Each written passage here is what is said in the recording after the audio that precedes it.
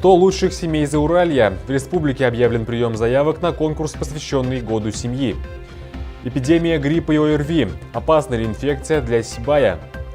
В городе продолжаются работы по очистке от снега. Каких успехов удалось достичь на сегодняшний день? В сегодняшнем выпуске новостей. В студии Эмилий Жбердин. Здравствуйте. В Сибае продолжаются работы по очистке дорог и дворов от последних снегопадов. По прогнозам синоптиков, работа коммунальных служб в режиме интенсивной борьбы с осадками продолжится до ближайшего четверга. При этом начать трудовую неделю персоналу отдельных городских служб пришлось значительно раньше остальных. Снегопады настигли районы Башкирского Зауралья в период удлиненных законных выходных. Тему продолжит Ринат Музафаров.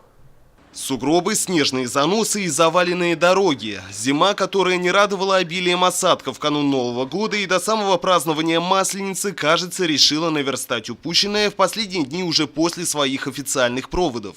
Февральские снегопады в Москве устанавливают вековые рекорды. Движение транспорта в Уфе сковывает десятибалльные пробки, Сибай тоже не остался в стороне. Так, в период с 25 по 26 февраля выпало 9,6 мм снежных осадков. Для того, чтобы навести порядок в городских дворах, к началу новой рабочей недели некоторым обслуживающим компаниям пришлось мобилизовать рабочие бригады в дни законных выходных. Так как природные факторы выпали на выходной день у нас получилось, нам пришлось создать выезд тракторов. Были организованы они в воскресенье, с 7 часов работало 4 техники по городу. Ишкилды Абубакиров, дворник обслуживающей компании РКЦ, ощущает все тяготы сезонных капризов погоды на себе. Его рабочий день начинается гораздо раньше остальных. Потому к моменту, когда большинство жителей двора собирается на работу, результат его труда уже становится виден глазу рядового обывателя. Прибавилось, снега навалило сейчас. Вот сегодня, вчера, сегодня. В 7 часов выйдем на работу до 11. С 11 до сейчас обед. Потом сейчас до 4 обед работает. В большинстве жителей данного двора по улице Интернациональная работу по уборке придомовой территории, согласно отзывам, поступающим в адрес прикрепленного к ним дворника, оценивают достаточно высоко. Ситуация распространенная и во многом показательная. Между тем, как комментируют специалисты, случаются недопонимания с отдельными абонентами компании.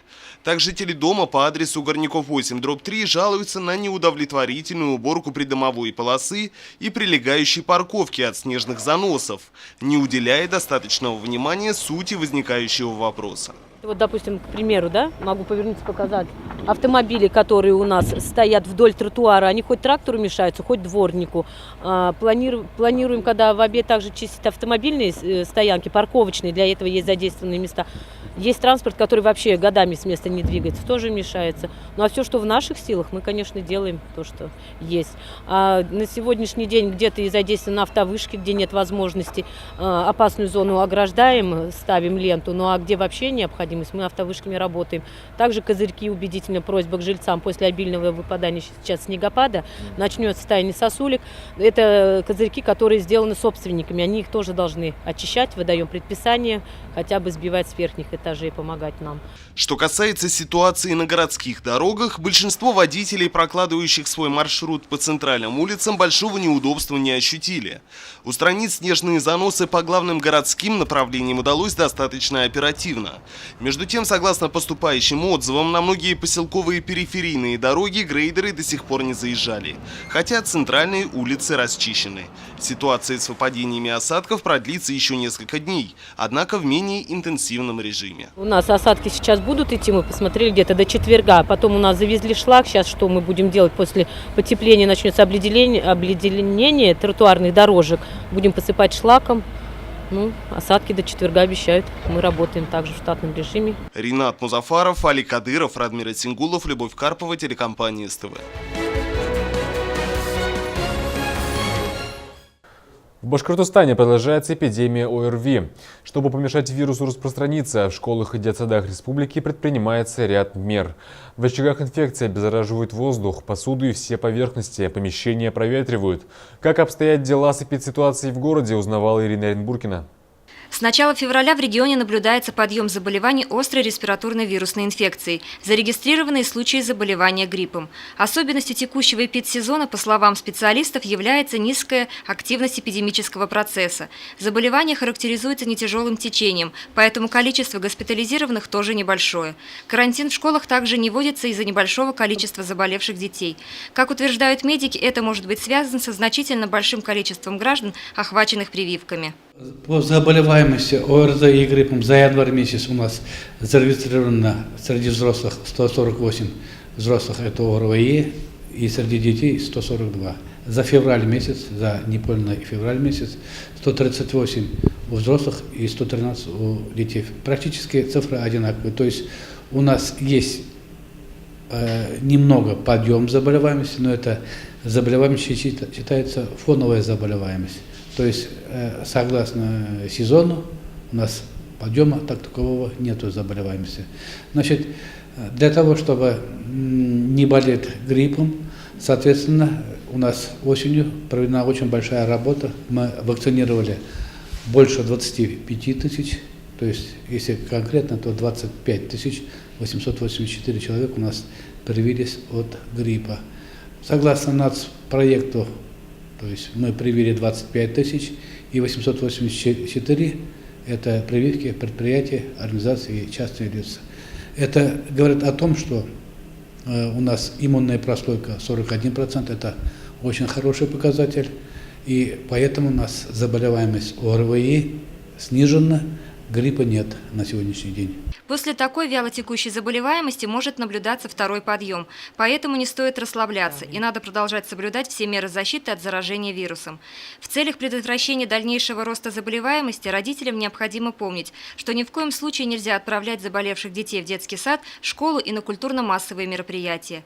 Врачи настоятельно рекомендуют при первых признаках гриппа сразу обращаться за медицинской помощью к квалифицированному специалисту. Ирина Оренбургина, Алик Кадыров, Любовь Карпова, телекомпания СТВ. 1 марта завершается прием заявок на участие в республиканском проекте по благоустройству «Башкирские дворики». Жителям многоквартирных домов, желающих принять участие в программе, необходимо поторопиться с подачей полного пакета документов. Напомним, программа «Башкирские дворики», основанная на гражданских инициативах, на территории республики реализуется впервые. Объем финансирования на 2018 год для реализации проекта в Сибае составляет 11 700 000 рублей из бюджета Республики Башкортостан.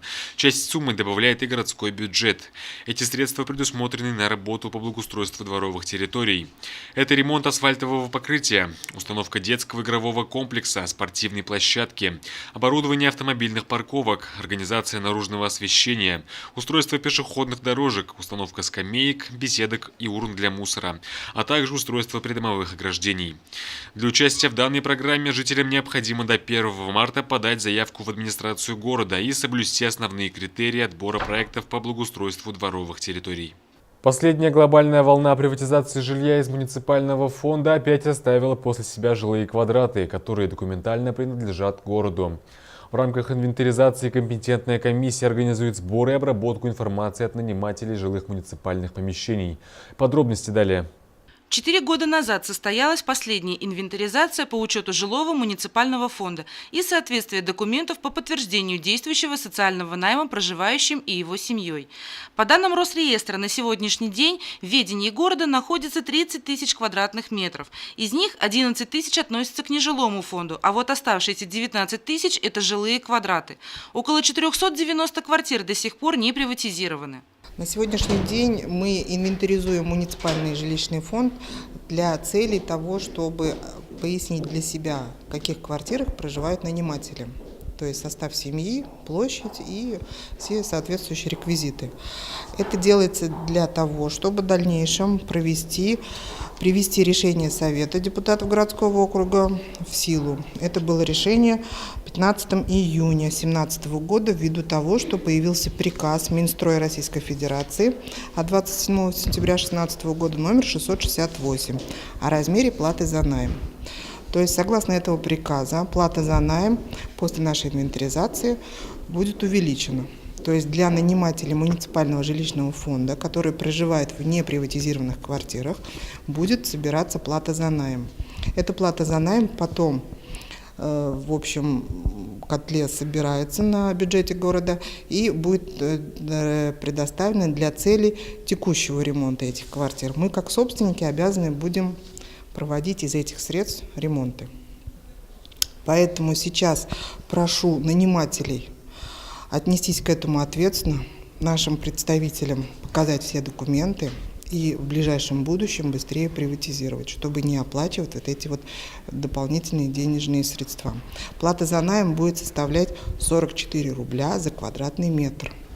Это если площадь квартиры однокомнатная, условно говорю, 30 квадратов, то ежемесячно придется к той квартплате еще доплачивать 1200 рублей. Для нанимателей жилья из городского фонда, не желающих ждать представителей комиссии, возможен другой вариант.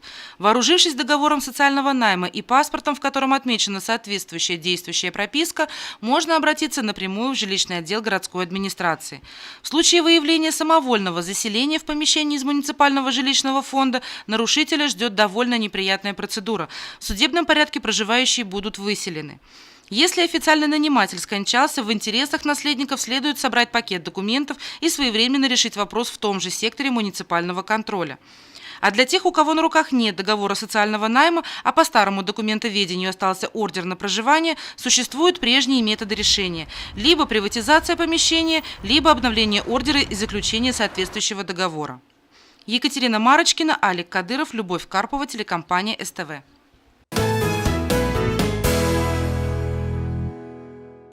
В республике полным ходом идет прием заявок на конкурс «100 лучших семей Башкирского Зауралья». Как сообщает в региональной газете «Атайсал», к участию в проекте приглашаются жители Зауралья, общественные корреспонденты. Конкурс посвящен Году семьи, объявленному в Башкортостане. Участвовать в конкурсе «100 семей Зауралья» могут многодетные семьи, сохранившие и приумножившие лучшие народные традиции воспитания детей, ведения домашнего хозяйства, показывающие пример в труде, общественной жизни, достигшие успехов в творческой деятельности.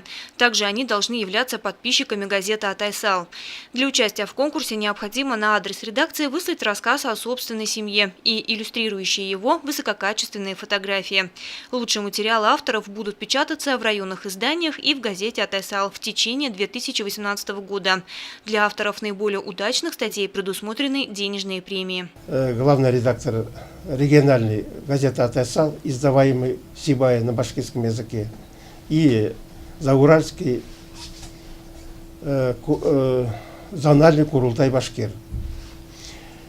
И вот наша задача на основе, значит, этих 100 лучших семей показать народу, какими должны быть родители, какими должны быть дети, какое должно быть воспитание людей.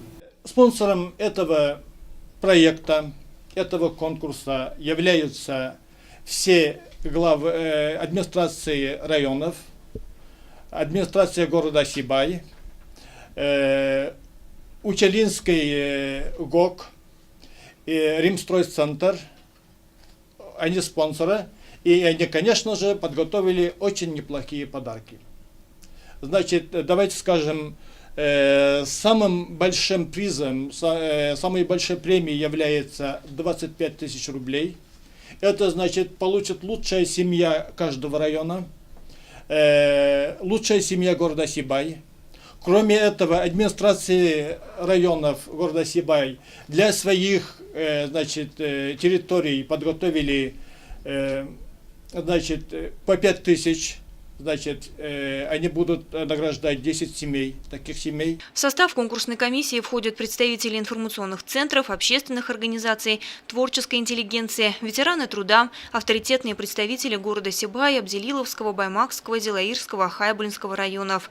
По итогам конкурса до марта 2019 года будет выпущена книга «100 лучших семей Башкирского Зауралья». Лена Кириллова, Айгуль Хамитова, Алик Кадыров, Любовь Карпова, телекомпания СТВ. Это все новости на сегодня. Я желаю вам удачи. Оставайтесь с нами.